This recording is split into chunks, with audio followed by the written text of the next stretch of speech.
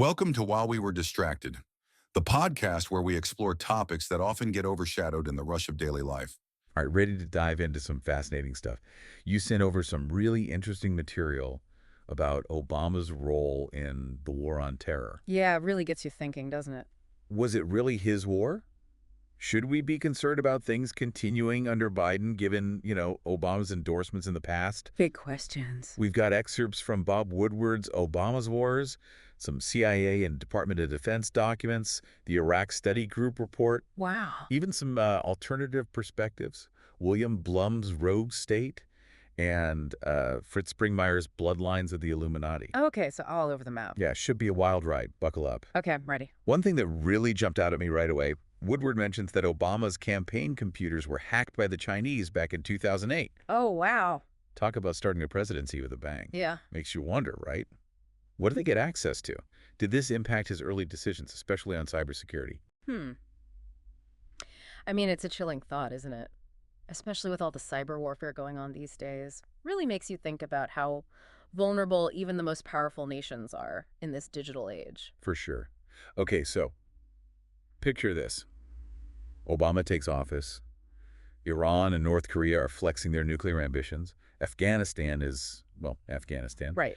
The CIA needs a complete overhaul, and the global economy is on the verge of collapse. It's almost too much to comprehend, really, and trying to get good intel in places like Iran and North Korea back then Yeah. must have been a nightmare. Those are closed societies. The U.S. didn't even have embassies in those countries then. So much for building trust in networks. Right. Makes those cabinet appointments all the more important. Absolutely. Speaking of which, Woodward says Hillary Clinton wasn't exactly thrilled about becoming Secretary of State at first. She saw it as, and I quote, bullshit political kabuki dance. Well, you can understand her hesitation. Sure. It was a tough campaign against Obama. Makes you wonder about the role of politics, even during times of crisis. Definitely. Then you have Leon Panetta, who was apparently totally blindsided when they offered him the CIA director position. Yeah, a bit of a surprise pick, but Yeah. he did have some relevant experience. Chief of staff, he was on the Iraq Study Group, so he had some national security background. Plus, he had this reputation for integrity. Good qualities for a CIA director, I guess. Let's move on to Afghanistan. Woodward quotes General Keane, who had a pretty grim view of the situation. Oh, yeah. He basically said they needed a much stronger counterinsurgency strategy and a lot more troops to stabilize the country. That's interesting because, it highlights the tension between counterterrorism and counterinsurgency. I mean, Obama wasn't initially keen on sending more troops. Right. But Keene's argument was if you want to secure the population, build a legitimate government, well, you need boots on the ground. It's a tough call, right? Yeah. Then General Jones comes in and says there's a huge disconnect between the previous reports and what McChrystal was actually seeing in Afghanistan. Like, nobody could agree on how many troops they needed, let alone how to deal with the economic development issues and the whole problem of good governance. It sounds like they had a ton of information, but not a lot of clarity. Making strategic decisions in that kind of environment must have been incredibly difficult. Absolutely. Plus, you get all the infighting within the White House. Woodward describes a scene where Jones tells Emanuel that he had enough juice to issue orders without always going through the president. The classic power struggle between national security advisors and chiefs of staff. It never ends, does it? Nope. You see it in almost every administration. A microcosm of the larger communication breakdowns that can happen, even with the best teams. And of course, you can't talk about this period without mentioning the tension between the White House and the Pentagon. It comes up again and again in Woodward's book. Obama, always cautious and deliberate, butting heads with the military who wanted a more aggressive approach. And more troops, of course. It really boils down to a difference in perspective. Oh, way. Well, Obama wanted evidence-based reasoning, carefully weighing all the options. The military. They operate on a different timeline. They see immediate threats and the need for decisive action. Then there's that Whiskey Tango Foxtrot incident. Oh, right. What was that about again? Basically, Obama was trying to control the narrative, but it backfired spectacularly. It just made the Pentagon even more determined to push their own agenda. You can really sense Obama's frustration with the leaks and the public statements that seem to undermine his decision-making process. But trying to assert control, well, it just created more friction. Yeah, and in the middle of all this is Doug Lute, the so-called war czar. Increasingly marginalized, increasingly frustrated. I can imagine. He felt like the initial review was missing some crucial details, like how to actually implement the strategy. That brings up the whole issue of timelines. Obama was fixated on an exit strategy. He wanted to know when and how the U.S. could withdraw responsibly. The military, on the other hand, They hate deadlines, right? they see them as limiting their options, potentially emboldening the enemy. Makes sense. That clash of perspectives really comes to a head during the Afghanistan strategy meeting. Yeah, I remember reading about that. Woodward describes this moment where Peter Lavoie says, the whole world is waiting for the outcome, and Jones just snaps at him. Tensions were running high. You can practically feel the pressure in the room, all those global expectations weighing down on them. Absolutely. And then there's the whole debate about troop numbers. Lute was doubtful they could ever get 400,000 Afghan security forces trained and ready. Even Obama seemed to have second thoughts about the whole approach. That's when Gates steps in, right? He suggests they start pulling troops out within 18-24 months. It aligns with Obama's desire for an exit strategy, but, But well, the military leaders were adamant. They said anything less than 40,000 troops would be a guaranteed failure. talk about high stakes. Right. And then there's Biden, who, according to Woodward, was consistently against the troop surge and skeptical of the whole counterinsurgency strategy. He was much more focused on addressing corruption and Pakistan's role in the conflict. That really taps into a broader debate about nation building in Afghanistan, right? What way? Well, could the U.S. actually create a stable, self-governing state there? And what would that long-term commitment look like? Those questions are still relevant today. Absolutely. Woodward also paints this picture of Obama getting increasingly frustrated with the Pentagon. Why is that? He felt like they were ignoring his directives on troop numbers. There was a real breakdown in communication, a loss of trust. Not a good situation. And Lute's frustration with the military, how they were rolling the president, and Mullen not presenting alternative options, it suggests a deeply flawed decision-making process. Yeah, it's pretty concerning. So in the end, Obama decides to send 30,000 troops, but with the deadline to start withdrawing by July 2011. What's striking is there's no talk of victory in Woodward's account. Really? It's all about transitioning security to the Afghans and finding a way out. Which brings us back to our original question, right? Was this really Obama's war? It seems like he inherited a conflict he didn't want but felt obligated to address. And those decisions, while aimed at ending the war, well, they shaped the trajectory of the conflict, and of course they have lasting consequences. Definitely something to think about. Yeah, a complex legacy, that's for sure. And now with Biden in charge, Makes you wonder. what parts of Obama's approach to the whole war on terror should we just leave behind? What do we want to keep moving forward? That's where Bloom and Springmeier come in, right? Yeah. They offer a totally different perspective on everything, questioning the U.S. government's motives and actions. Bloom, in Rogue State, he argues that the U.S. has a history of interfering in other countries' affairs, often for not-so-noble reasons. Not pulling any punches. He paints this picture of a nation using its power to shape events on a global scale, sometimes at the expense of democracy and human rights.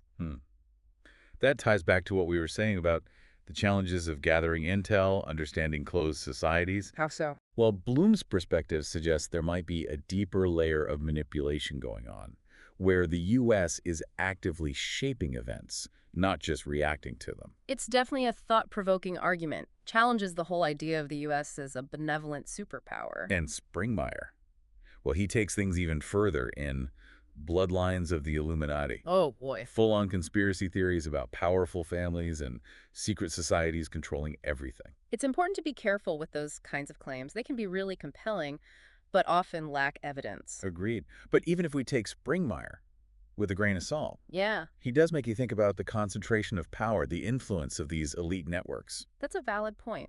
Understanding those power dynamics, both the obvious and the hidden ones, is crucial if you want to understand how decisions are made, who benefits in the end. So how do we reconcile these totally different viewpoints?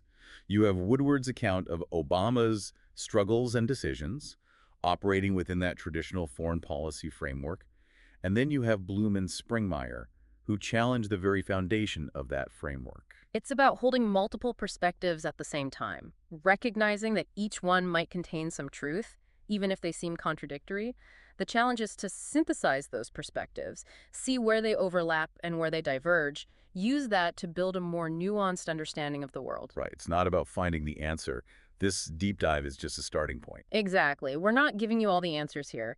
It's about sparking curiosity, getting you to explore further, encouraging critical thinking. So let's bring it back to the present. What does all this mean for us today, especially with Biden as president and his approach to foreign policy? That's the question, isn't it? We know Biden was involved in those decisions as vice president. And Obama has endorsed Biden and other candidates who share his vision. There's a definite sense of continuity there, both in terms of people and ideas. Right. But the world's a different place now than it was when Obama left office. For sure. New threats, new global power dynamics, not to mention how polarized things have become here at home. All those things are going to shape Biden's decisions on the world stage. And how to deal with the ongoing war on terror is still a massive challenge. Speaking of which, the Iraq Study Group report has some interesting insights. It provides a really thorough analysis of the situation in Iraq back in 2006, the challenges they faced, and their recommendations for moving forward. Oh, that's right. It's easy to forget about that report. It emphasizes how interconnected everything is. You can't talk about stability in Iraq without considering what's happening in neighboring countries, the whole Middle East, really. And they were big on diplomacy, Yeah. right, engaging with key players in the region, including Syria and Iran. Absolutely. The report makes it clear military solutions alone aren't enough. They also talked about the internal situation in Iraq, the deep sectarian divisions, the difficulties of building a functional government and security forces. They recommended a phased withdrawal of U.S. troops, coupled with more economic assistance and a focus on capacity building. Fascinating to compare those recommendations to what actually happened under Bush and Obama. Definitely some parallels. The focus on training Iraqi forces, gradually handing over security responsibilities. But the pace and scope of the withdrawal were different, and the level of economic and political investment. Plus, it seems like the report's emphasis on regional diplomacy got kind of lost in the shuffle. Yeah, it highlights that constant tension in foreign policy, right? Multilateralism versus unilateralism, working with other countries or going it alone. The Iraq Study Group report is a reminder that there are other options, other paths that prioritize diplomacy and engagement over military force. A valuable lesson, especially as we try to understand these ongoing challenges of the war on terror, these incredibly complex webs of global conflicts. So back to our main question. Is this Obama's war, and does it continue under Biden? The CIA and Department of Defense documents you sent shed some light on how the U.S. military presence evolved in the years after 9/11. Okay, what kind of insights are we talking about?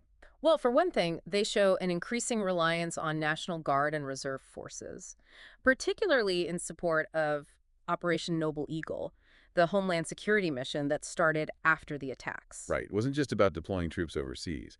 It was about transforming our domestic security apparatus. With lasting implications for civil liberties, how power is balanced within the government. The documents also show the strain of maintaining those deployments over the long term, concerns about troop retention, impact on families, employers. It's a reminder that even wars fought over there have profound consequences that reach far beyond the battlefield. Did the document say anything about the legal side of those deployments? Actually, yes. They touch on the legal complexities of using the National Guard for domestic security, particularly the restrictions imposed by the Posse Comitatus Act. The what now? It's a law that basically says you can't use the military for law enforcement here in the U.S. But the documents suggest there were ways around that, like mobilizing National Guard units under Title 32 status.